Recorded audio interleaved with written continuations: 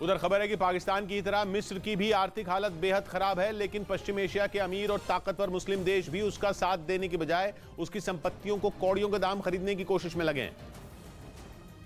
क्योंकि अफ्रीकी देश मिस्र की हालत पिछले कुछ सालों में बेहद खराब हुई है। मिस्र पर तो पिछले साल आईएमएफ ने भी मेहरबानी की थी और उसे $300 करोड़ का बेल आउट पैकेज दिया था, लेकिन आईएमएफ की मदद के बावजूद मिस्र की हालत में कोई बड़ा सुधार नहीं हुआ। आईएमएफ से दोबारा मदद मिलने की संभावना बेहद कम है और मिस्र का विदेशी मुद्रा भंडार लगभग खाली है। इसीलिए यूएई और सऊदी अरब जैसे मुल्कों को मिस्र अपनी संपत्तियां बेचने की कोशिश में जुटा है। किसी भी तरह वो इन बड़े देशों के साथ डील करना चाहता है ताकि उसके खजाने में कुछ डॉलर आ सके, जबकि सऊदी अरब और यूएई की कोशिश सौदेबाजी की है। वो कम कीमत पर मिस्र की संपत्तियां खरीदने की कोशिश में लगे हैं।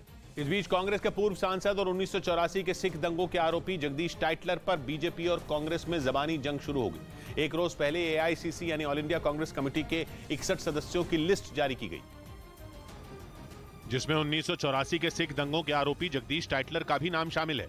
लिस्ट के जारी होते ही बीजेपी ने कांग्रेस को घेर लिया। ये मोहब्बत की दुकान है या नफरत की दुकान है? इसके बाद कांग्रेस ने भी बीजेपी पर पलटवार किया। बीजेपी को सवाल करने के अलावा थोड़ा सा ये भी देख लें कि क्या सवाल कर रहे हैं। कांग्रेस की इस लिस्ट में पूर्व प्रधानमंत्री मनमोहन सिंह के साथ 36 निर्वाचित सदस्यों के भी नाम हैं। इधर उत्तर प्रदेश के संभल से चौंकाने वाला एक वीडियो सामने आया। वहां 2 लोग एक पुलिस वाले से ऐसे उलझे कि नौबत मारपीट तक आ गई, जिससे वहां हंगामा मच गया।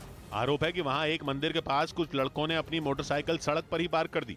जिन्हें रोकने पहुंचे पुलिस वाले से पहले तो उनकी कहासुनी हुई और फिर बात मारपीट तक पहुंच गई।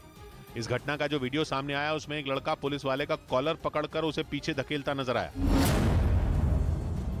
इसके बाद जो हुआ, ब्रेक के बाद ऐसे में वहां के रक्षा विशेषज्ञ अपनी सरकार को परमाणु बमों का सौदा करने की नसीहत देने लगे हैं। उनके मुताबिक परमाणु हथियारों के बदले पाकिस्तान को मोटी कमाई होगी, जिससे वो अपनी भूख मिटा पाएगा। हम अपना न्यूक्लियर और मिसाइल प्रोग्राम एक्सपोर्ट करेंगे अपने दोस्त मुल्कों को। पाकिस्तान के रक्षा एक्सपर्ट जायद हामिद ने तो परमाणु हथियारों को सऊदी अरब, तुर्की और ईरान को देने का सुझाव दे दिया। एक रिपोर्ट के मुताबिक पाकिस्तान के पास इस वक्त 150 से ज्यादा परमाणु बम है। हालांकि ये इतना आसान भी नहीं है, क्योंकि पाकिस्तान के परमाणु हथियारों पर दुनिया भर की नजर है और अमेरिका समेत कई देशों को तो इस बात का भी डर है कि पाकिस्तान के परमाणु हथियार कहीं गलत हाथों में न चले जाएं। इसी वजह से यूएन की संस्था आईएईए यानी इंटरनेशनल एटॉमिक एनर्जी एजेंसी की एक टीम हाल ही में पाकिस्तान दौरे पर गई थी, जिसने वहां के परमाणु ठिकानों की जांच की थी।